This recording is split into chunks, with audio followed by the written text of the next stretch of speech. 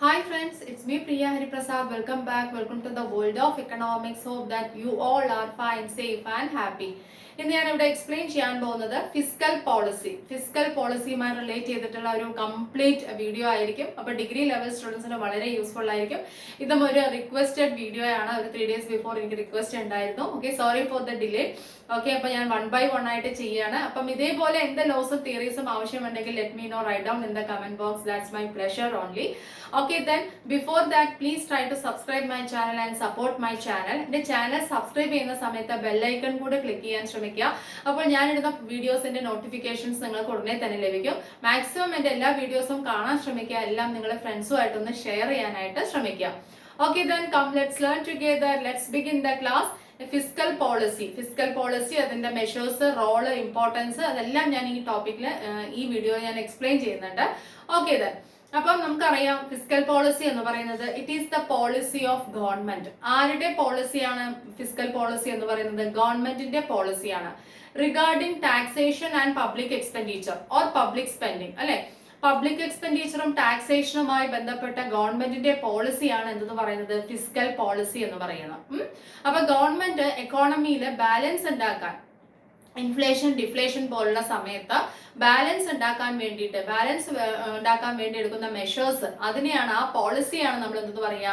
Fiscal policy എന്ന് പറയാം. Okay, it is the policy of government regarding taxation and public expenditure or public spending. ഗവൺമെന്റിന്റെ ടാക്സേഷനും public expenditure അല്ലെങ്കിൽ public spending അതുമായി relate ചെയ്തിട്ടുള്ള പോളിസിയാണ് fiscal policy എന്ന് പറയുന്നത്.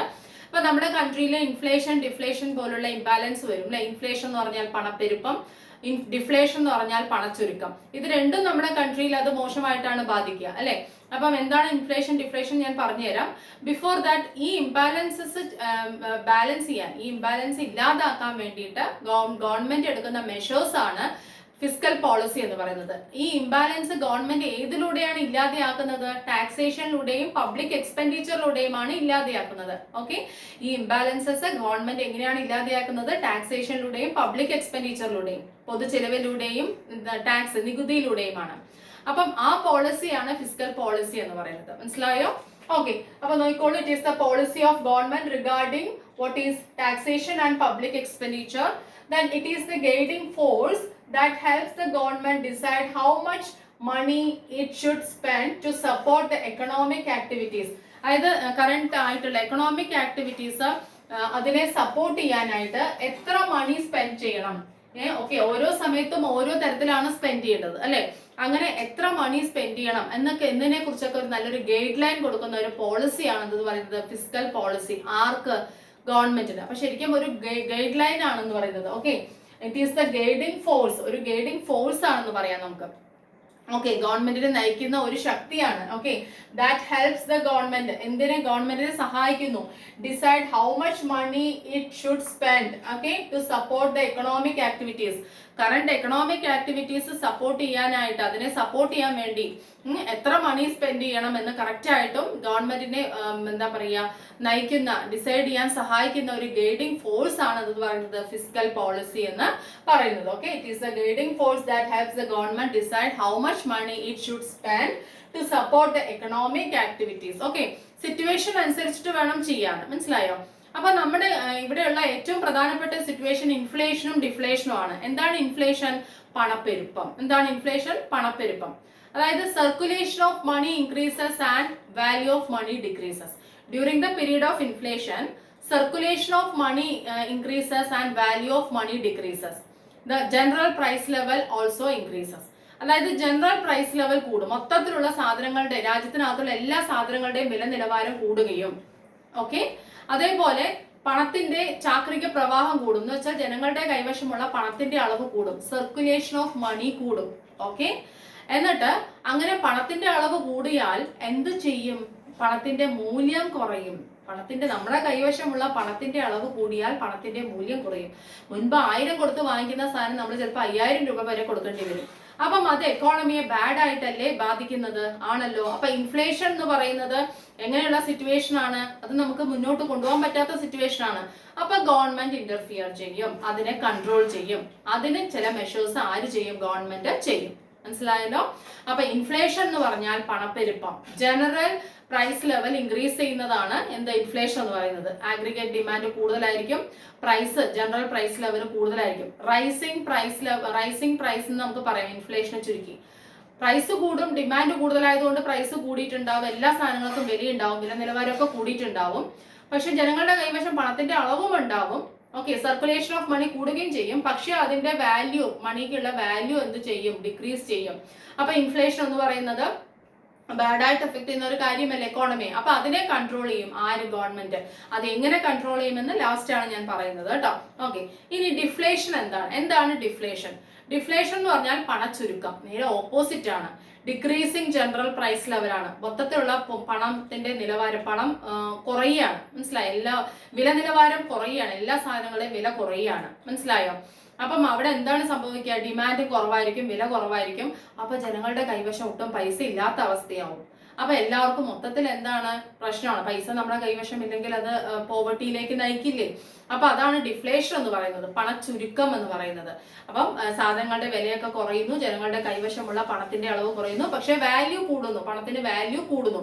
വാല്യൂ കൂടിയിട്ട് കാര്യമില്ല, നമ്മുടെ കൈവശം ഒരു ലിമിറ്റഡ് ഇൻകം നമുക്ക് വേണം അല്ലെ, അതില്ല. അപ്പം ഇത് ഡിഫ്ലേഷനും എക്കോണമിയെ മോശമായിട്ട് ബാധിക്കുന്ന ഒരു അവസ്ഥ തന്നെയാണ്. അപ്പൊ അത് ആര് കൺട്രോൾ ചെയ്യണം? Government has to control. Okay, അങ്ങനെ ഈ രണ്ട് ഇൻഫ്ലേഷൻ ഡിഫ്ലേഷൻ പോലുള്ള പ്രധാനപ്പെട്ട രണ്ട് ഈ പ്രതിഭാസങ്ങളെ എന്താ പറയാ കറക്റ്റ് ചെയ്യാനായിട്ട്, ബാലൻസ് ചെയ്യാനായിട്ടാണ് ഗവൺമെന്റ് ഏത് പോളിസി മെനയുന്നത്? ഫിസ്ക്കൽ പോളിസി എന്ന് പറയുന്നത്. അത് എന്തിലൂടെയൊക്കെയാണ് ചെയ്യുന്നത്? ടാക്സേഷൻ ആൻഡ് പബ്ലിക് എക്സ്പെൻഡിച്ചർ, ടാക്സിൽ കൂട്ടുകയും കുറയ്ക്കുകയും പബ്ലിക് എക്സ്പെൻഡിച്ചറിൽ കൂട്ടുകയും കുറയ്ക്കുകയാണ് ചെയ്യുക. അതെങ്ങനെ കൂട്ടുന്നു ഇൻഫ്ലേഷൻ സമയത്ത്, എങ്ങനെ ഡിഫ്ലേഷൻ സമയത്ത് എങ്ങനെ ചെയ്യുന്നു എന്നുള്ളത് കൃത്യമായിട്ട് നമ്മുടെ ലാസ്റ്റ് ഇതിന് പറയുന്നുണ്ട്.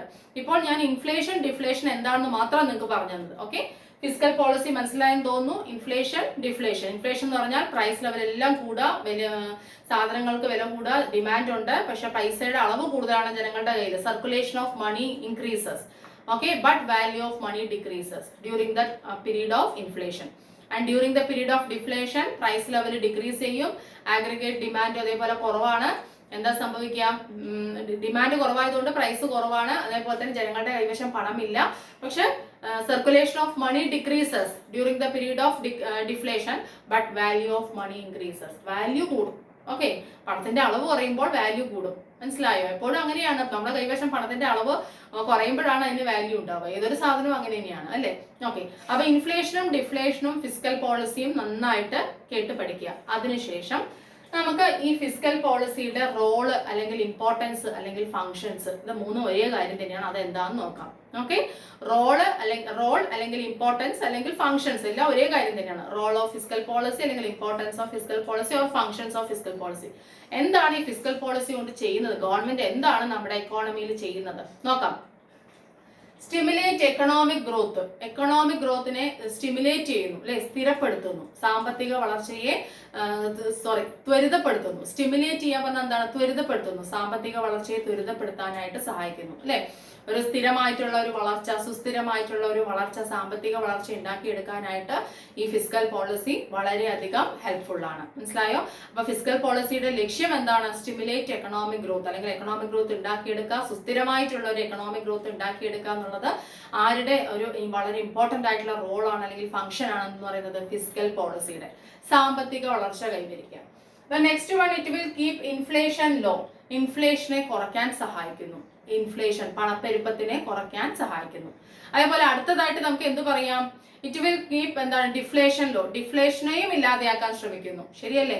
ഇൻഫ്ലേഷനെയും ഇല്ലാതെയാക്കാൻ ശ്രമിക്കും, ഡിഫ്ലേഷനെയും ഇല്ലാതെയാക്കാൻ ശ്രമിക്കും. ഓക്കെ, അതെങ്ങനെയെന്ന് നമുക്ക് പഠിക്കാം. Okay, next one, stabilisation or price stability. Price stability ഉണ്ടാക്കിയെടുക്കുന്നു, വില സ്ഥിരത. ഇൻഫ്ലേഷനും ബാഡാണ്, ഡിഫ്ലേഷനും ബാഡാണ്. അപ്പൊ രണ്ടും അല്ലാത്ത ഒരു ബാലൻസ്ഡ് പൊസിഷനാണ് നമുക്ക് വേണ്ടത്. അതുപോലെ പൈസയുടെ അളവ് നമ്മുടെ കൈവശം കൂടാനും പാടില്ല, കുറയാനും പാടില്ല. ഒരു ഇൻ ബിറ്റ്വീൻ ഒരു പൊസിഷൻ ഉണ്ട്, അത് ഉണ്ടാക്കിയെടുക്കുക. ഓക്കെ, പ്രൈസ് സ്റ്റെബിലിറ്റി ഉണ്ടാക്കിയെടുക്കുക. അതാണ് ആരെന്ന് ചെയ്യുന്നത്? ഈ ഫിസ്ക്കൽ പോളിസി ചെയ്യുന്നത്. പ്രൈസ് സ്റ്റെബിലിറ്റി അല്ലെങ്കിൽ stabilization. Then increasing aggregate demand, demand കൂട്ടാൻ സഹായിക്കുന്നു. ഓക്കെ, ഏത് സിറ്റുവേഷനിൽ ഡിമാൻഡ് കൂട്ടേണ്ട സമയത്ത് കൂട്ടുകയും കുറയ്ക്കേണ്ട സമയത്ത് കുറയ്ക്കുകയും. ഓക്കെ, അപ്പം അങ്ങനെ ആഗ്രിഗേറ്റ് ഡിമാൻഡ് വർദ്ധിപ്പിക്കാനും ഫിസ്ക്കൽ പോളിസി ഉപയോഗിക്കുന്നു. ചില സമയത്ത് ആഗ്രിഗേറ്റ് ഡിമാൻഡ് കുറയ്ക്കണമെങ്കിൽ അപ്പോഴും ഫിസ്ക്കൽ പോളിസി ഇടപെടുന്നുണ്ടെന്നും കൂടെ ഓർത്തുവെക്കുക. Then employment opportunities, creation of employment opportunities or full employment. Full employment എന്ന് പറയുന്നത് ആരുടെ ഒരു ലക്ഷ്യമാണ്? ഫിസ്ക്കൽ പോളിസിയുടെ. ഫുൾ എംപ്ലോയ്മെന്റ് ഉണ്ടാക്കിയെടുക്കാനും ആര് ഇടപെടുന്നുണ്ട്? തന്ത്രങ്ങൾ മെനയുന്നുണ്ട് ഫിസ്ക്കൽ പോളിസി. അതും ആരുടെ ഒരു ലക്ഷ്യമാണ്? ഫിസ്ക്കൽ പോളിസിയുടെ, അല്ലെ? അപ്പൊ എംപ്ലോയ്മെന്റ് കൂട്ടാൻ ഫിസ്ക്കൽ പോളിസി എന്ത് ചെയ്യും? ഗവൺമെന്റിന്റെ എക്സ്പെൻഡിച്ചർ കൂട്ടും, ചെലവ് കൂട്ടും. ഗവൺമെന്റിന്റെ എക്സ്പെൻഡിച്ചർ പറഞ്ഞാൽ എന്താണ്? Construction off road, rail, bridges എന്ന് പറഞ്ഞ പോലെ ഒരുപാട് കാര്യങ്ങൾ ഗവൺമെന്റ് ചെയ്യും. അങ്ങനെ ചെയ്യുമ്പോൾ ജനങ്ങൾക്ക് എന്ത് കിട്ടും? തൊഴിൽ കിട്ടും, അല്ലെ? അപ്പം അല്ലെങ്കിൽ തൊഴിലിന പരിപാടികളുടെ 100 ദിന തൊഴിൽ, അങ്ങനെയൊക്കെ പരിപാടികളുണ്ടല്ലോ, എംപ്ലോയ്മെന്റ് ഗ്യാരണ്ടി പ്രോഗ്രാംസ്. ഇങ്ങനെ എന്ത് ഗവൺമെന്റ് ചെലവ് ചെയ്താലും അത് ആർക്ക് വരുമാനമാണ്? പൊതുജനങ്ങൾക്ക്. അപ്പൊ ഫുൾ എംപ്ലോയ്മെന്റ് ക്രിയേറ്റ് ചെയ്യാൻ കഴിയും. അപ്പൊ ഈ full employment, attainment of full employment എന്ന് പറയുന്നത് one of the most important function ആണ്. ആരുടെ റോളാണ്? ആരുടെ? ഫിസ്ക്കൽ പോളിസിയുടെ. മനസ്സിലായോ? ഫുൾ എംപ്ലോയ്മെന്റ് അല്ലെങ്കിൽ creation of more and more employment opportunities is one of the most important functions of fiscal policy. We can say like that. Okay, then the next one, minimizing disparities in the distribution of income. Disparities in the distribution of income. വരുമാന വിതരണത്തിലെ അസമത്വത്തെ കുറയ്ക്കാൻ സഹായിക്കുന്നു. എന്താണ്? Disparities in the distribution of income എന്ന് പറഞ്ഞാൽ എന്താണ്? വരുമാന വിതരണം ഉണ്ടല്ലോ, അതിനകത്ത് അസമത്വങ്ങളുണ്ട്. അതായത് rich become richer and poor become poor എന്ന് പറയില്ലേ നമ്മള്?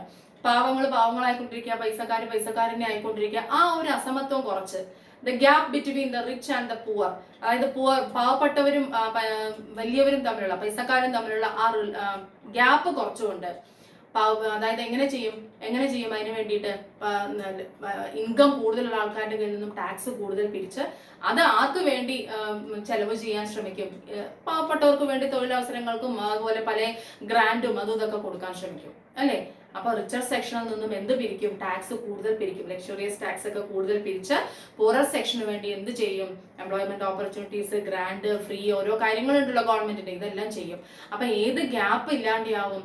ഏത് ഗ്യാപ്പ്? ഡിസ്പാരിറ്റീസ് ബിറ്റ്വീൻ, അല്ലെ, റിച്ച് ആൻഡ് പുവർ, പുവറും റിച്ചും അങ്ങനെയുള്ള ഒരു disparities in the distribution of income, വരുമാന വിതരണത്തിലെ അസമത്വങ്ങൾ ഇല്ലാതെയാവും. ഇതും ആരുടെ ലക്ഷ്യമാണ്? ഫിസ്ക്കൽ പോളിസിയുടെ. ഫിസ്ക്കൽ പോളിസി അത് ചെയ്യുന്നുണ്ട്. മനസ്സിലായോ? അപ്പം ഇപ്പൊ ഏറെക്കുറെ അല്ലേ ഒരുപാട് പേർക്ക് വാർദ്ധക്യ പെൻഷനും ഒക്കെ കൊടുക്കുന്നില്ലേ? അപ്പം ആ ഒരു റിച്ചും പൂറും തമ്മിലുള്ള ഗ്യാപ്പ് ഇല്ലാതെയാവുകയാണ്. മനസ്സിലായി? അപ്പം ഈ പെൻഷനൊക്കെ കിട്ടാൻ വേണ്ടി എങ്ങനെയാ ചെയ്യുന്നത്? ടാക്സ് കൂട്ടുകയാണ്. അതായത് ലക്ഷറിയസ് ആയിട്ടുള്ള കാര്യങ്ങൾക്കുള്ള ടാക്സ്, ലക്ഷറിയസ് ആയിട്ടുള്ള സാധനങ്ങൾ ആരാ വാങ്ങിക്കുന്നത്? റിച്ചർ സെക്ഷനെ വാങ്ങിക്കുള്ളൂ, അവരുടെ കയ്യിലുണ്ട്. അപ്പൊ അവരെന്ത് ചെയ്യണം? They have to pay tax, അവർ ടാക്സ് പേ ചെയ്യണം. ഓക്കെ, അപ്പൊ ആ ഗ്യാപ്പ് ഇല്ലാതെയാവും. ഓക്കെ, പൂറർ സെക്ഷൻ എംപ്ലോയ്മെന്റ് ഓപ്പർച്യൂണിറ്റീസും ഗ്രാൻസും അവർക്ക് അവരുടെ ജീവിത നിലവാരം കൂടുന്നു, ഗവൺമെന്റ് ഓരോ കാര്യങ്ങൾ പ്രൊവൈഡ് ചെയ്യുന്നു. മനസ്സിലായോ? ഓക്കെ, അപ്പം നോക്കിക്കോളൂ എന്തൊക്കെയാണ് ഫങ്ഷൻസ്, റോൾ അല്ലെങ്കിൽ ഇമ്പോർട്ടൻസ് ഓഫ് ഫിസ്ക്കൽ പോളിസി എന്ന് പറയുന്നത്. Stimulate economic growth, it will keep economic growth ഉണ്ടാക്കുന്നതും ഇങ്ങനെയാണ്. എംപ്ലോയ്മെന്റ് ഓപ്പർച്യൂണിറ്റീസ് കൂട്ടിയിട്ടും കൂടുതൽ തൊഴിലവസരങ്ങളും ഒക്കെ കൊടുത്തിട്ട്, അതേപോലെ തന്നെ ഗവൺമെന്റ് കൂടുതൽ സ്പെൻഡ് ചെയ്തിട്ടൊക്കെ എക്കണോമിക് ഗ്രോത്ത് കൂട്ടുക. സാധനങ്ങൾ എക്കോണമിയിൽ കൂടുതൽ പ്രൊഡ്യൂസ് ചെയ്താൽ ഗ്രോത്ത് അറ്റൈൻ ചെയ്യാമല്ലോ. Okay, then it will keep inflation low, ഇൻഫ്ലേഷനെ ഇല്ലാതെയാക്കുന്നു, അതേപോലെ ഡിഫ്ലേഷനെ ഇല്ലാതെയാക്കുന്നു. സ്റ്റെബിലൈസേഷൻ അല്ലെങ്കിൽ പ്രൈസ് സ്റ്റെബിലിറ്റി, വില സ്ഥിരത ഉണ്ടാക്കുന്നു, അല്ലെങ്കിൽ ആ സർക്കുലേഷൻ ഓഫ് മണിക്ക് ഒരു സ്ഥിരത ഉണ്ടാക്കുന്നു, അല്ലെ? കൂടാനും പാടില്ല, കുറയാനും പാടില്ല. Then increasing aggregate demand, demand കൂട്ടേണ്ട സമയത്ത് കൂട്ടാനുള്ള മെഷേഴ്സ് എടുക്കുന്നു, കുറയ്ക്കേണ്ട സമയത്ത് കുറയ്ക്കാനുള്ള മെഷേഴ്സ് എടുക്കുന്നു. Creation of more and more employment opportunities അല്ലെങ്കിൽ ഫുൾ എംപ്ലോയ്മെന്റ്, അത് വലിയൊരു ലക്ഷ്യമാണ്. ഓക്കെ, ഞാൻ പറഞ്ഞു ഗവൺമെന്റ് സ്പെൻഡിങ് കൂട്ടിയാൽ എംപ്ലോയ്മെന്റ് ഓപ്പർച്യൂണിറ്റീസ് ഉണ്ടാവും. The next one, minimizing disparities in the distribution of income. വരുമാന വിതരണത്തിലെ അസമത്വങ്ങൾ കുറയ്ക്കുക. അതെങ്ങനെയാണെന്ന് ഞാൻ പറഞ്ഞു. റിച്ചർ സെക്ഷനിൽ നിന്ന് ടാക്സ് പിരിക്കുക, പൂറർ സെക്ഷന് വേണ്ടി പല രീതിയിൽ ചെലവ് ചെയ്യുക. അപ്പൊ ആ ഗ്യാപ്പ് ഇല്ലാതെയാവും. ഓക്കെ, അപ്പൊ അസമത്വം, വരുമാനത്തിലുള്ള അസമത്വം അവിടെ ഏറെക്കുറെ കുറയും, അല്ലേ? ഓക്കെ, അപ്പൊ ഇതൊക്കെയാണ് ഫിസ്ക്കൽ പോളിസി ചെയ്യുന്നത്.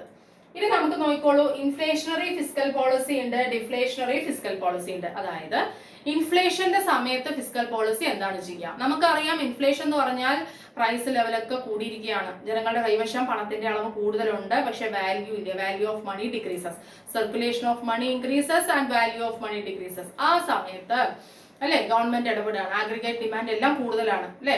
അപ്പൊ ഗവൺമെന്റ് ഇടപെടണം, കാരണം പണത്തിന് മൂല്യമില്ല. ഓക്കെ, അപ്പൊ അത് കൺട്രോൾ ചെയ്യണം. എക്കോണമിയിൽ ഇങ്ങനെ അമിതമായിട്ടുള്ള മണി അത് കൺട്രോൾ ചെയ്യണം. അപ്പൊ ഗവൺമെന്റ് ഇടപെട്ട് ഇൻക്രീസ് ടാക്സ് കൂട്ടും. ഗവൺമെന്റിന്റെ മെഷർ ഇതാണ്, ടാക്സ് കൂട്ടും.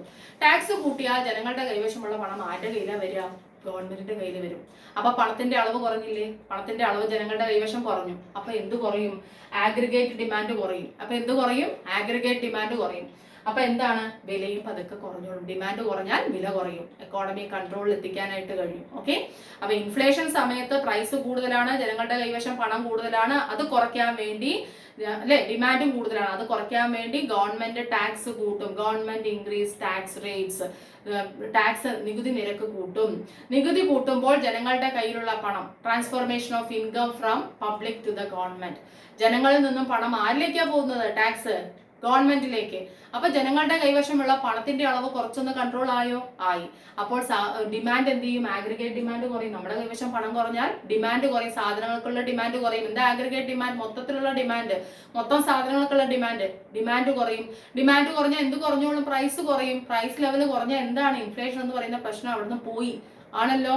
ഇതാണ് ഫസ്റ്റ് ചെയ്യുന്നത്. ഓക്കെ, അപ്പൊ ഇൻഫ്ലേഷൻ കൂടുന്ന സമയത്ത് ഗവൺമെന്റ് ടാക്സ് കൂട്ടും, increase tax. Next one, reduce government spending, ഗവൺമെന്റിന്റെ ചെലവ് കുറയ്ക്കും. ജനങ്ങളുടെ കൈവശം ഓൾറെഡി പൈസയുണ്ട്, വിലയെല്ലാം വില നിലവാരമൊക്കെ കൂടുതലാണ്. ആ സമയത്ത് ഗവൺമെന്റ് ഒന്നും എക്സ്പെൻഡിച്ചർ, ഒരു സ്പെൻഡിങ് ചെയ്യില്ല, ഗവൺമെന്റ് സ്പെൻഡിങ് കുറയ്ക്കും. കാരണം ഗവൺമെന്റ് എന്ത് ചെലവ് ചെയ്താലും ആർക്ക് വരുമാനമായിട്ട് വരും, പൊതുജനങ്ങൾക്ക്. ഒരു റോഡ് കൺസ്ട്രക്ട് ചെയ്താൽ കുറെ പേർക്ക് ജോലിയും കുറെ ഹോട്ടൽസും അതിനും ഒക്കെ വരുമാനമാണ് അല്ലെ. അപ്പൊ ഗവൺമെന്റ് എന്താ ചെയ്യുന്നത്, ഇൻഫ്ലേഷൻ സമയത്ത് ഒരിക്കലും ഗവൺമെന്റ് സ്പെൻഡിങ് കൂട്ടില്ല, അത് കുറയ്ക്കും. ഗവൺമെന്റിന്റെ എക്സ്പെൻഡിച്ചർ കുറയ്ക്കും. ഏത്, during the period of inflation, ഇൻഫ്ലേഷന്റെ സമയത്ത്. ഇൻ ഓർഡർ ടു കൺട്രോൾ എന്ത്, ഇൻഫ്ലേഷണറി പ്രഷർ. ആ ഇൻഫ്ലേഷണറി പ്രഷർ കൺട്രോൾ ചെയ്യാൻ വേണ്ടി ഗവൺമെന്റിന്റെ എക്സ്പെൻഡിച്ചർ എന്ത് ചെയ്യും, കുറയ്ക്കും. ഏത് സമയത്ത്, ഇൻഫ്ലേഷന്റെ സമയത്ത്. ഗവൺമെന്റ് എക്സ്പെൻഡിച്ചർ കൂട്ടിയാൽ അത് ജനങ്ങൾക്ക് വരുമാനമാണ്, വീണ്ടും പൈസയുടെ അളവ് കൂടും, ആണല്ലോ. അപ്പൊ ഒരിക്കലും ഇൻഫ്ലേഷന്റെ സമയത്ത് ഗവൺമെന്റ് എക്സ്പെൻഡിച്ചർ ആര് കൂട്ടില്ല, ഇൻഫ്ലേഷന്റെ സമയത്ത് ഗവൺമെന്റ് എക്സ്പെൻഡിച്ചർ ഗവൺമെന്റ് കൂട്ടില്ല. മനസ്സിലായോ? അപ്പൊ ഗവൺമെന്റ് എക്സ്പെൻഡിച്ചർ കൂട്ടാതിരിക്കുമ്പോൾ ഒരു പരിധി വരെ ആഗ്രിഗേറ്റ് ഡിമാൻഡ് കുറയും, പ്രൈസ് കുറയും, വീണ്ടും ഇൻഫ്ലേഷനെ കൺട്രോൾ ചെയ്യാനായിട്ട് കഴിയും. മനസ്സിലായോ?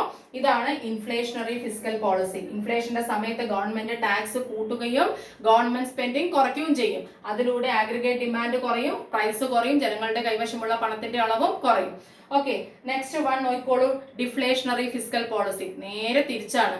ഡിഫ്ലേഷൻ എന്ന് പറഞ്ഞാൽ പണച്ചുരുക്കമാണ്, വില നിലവാരം കുറഞ്ഞിരിക്കുകയാണ്, ജനങ്ങളുടെ കൈവശം പണത്തിന്റെ അളവ് കുറവാണ്, പക്ഷെ value of money increases, circulation of money decreases and value of money increases. അതും ബാഡ് ആണ്. കാരണം ജനങ്ങളുടെ കൈവശം പണമില്ല, ഉള്ള പണത്തിന് വാല്യൂ ഉണ്ട്, പക്ഷെ ജനങ്ങൾക്ക് പണമില്ല എന്ന് പറഞ്ഞ പ്രശ്നമല്ലേ. ഡിമാൻഡും ഇല്ല, സാധനങ്ങൾക്ക് വിലയും ഇല്ല. ഓക്കെ, അത് പ്രശ്നമാണ്, തീരെ താഴോട്ടാണ് അല്ലെ. അപ്പം അങ്ങനെ ഒരു സിറ്റുവേഷനിൽ ഗവൺമെന്റ് എന്താണ് ചെയ്യുക, ഗവൺമെന്റ് ഡിക്രീസ് ടാക്സ് റേറ്റ് പതുക്കെ കുറയും. ടാക്സ് കുറയുമ്പോൾ ജനങ്ങളുടെ കൈവശം പണത്തിന്റെ അളവിന് ഒരു ചെറിയ ഒരു മാറ്റം വരും അല്ലെ. ടാക്സ് ഒക്കെ റേറ്റ് ഒക്കെ കുറയുമ്പോൾ ഒരുപാട് പേർക്ക് അത് യൂസ്ഫുൾ ആവും. അങ്ങനെ ഡിമാൻഡ് കൂടും, ആഗ്രിഗേറ്റ് ഡിമാൻഡ് വിൽ ഇൻക്രീസ്, പതുക്കെ പ്രൈസ് വിൽ ഓൾസോ ഇൻക്രീസ്, പ്രൈസും എന്ത് ചെയ്യും, പതുക്കെ കൂടും. അങ്ങനെ ഡിഫ്ലേഷണറി പ്രഷർ പതുക്കെ ഇല്ലാതെയാക്കാൻ കഴിയും. അപ്പൊ ഡിഫ്ലേഷൻ സമയത്ത് ഗവൺമെന്റ് ടാക്സ് എന്ത് ചെയ്യും, കുറയ്ക്കും. ഓക്കെ, എന്തിനു വേണ്ടിയിട്ട്, in order to reduce the deflationary pressure from the ഇക്കോണമിയിലുള്ള ഡിഫ്ലേഷണറി പ്രഷറിനെ കുറയ്ക്കാൻ വേണ്ടിയിട്ട് ടാക്സ് കുറയ്ക്കും.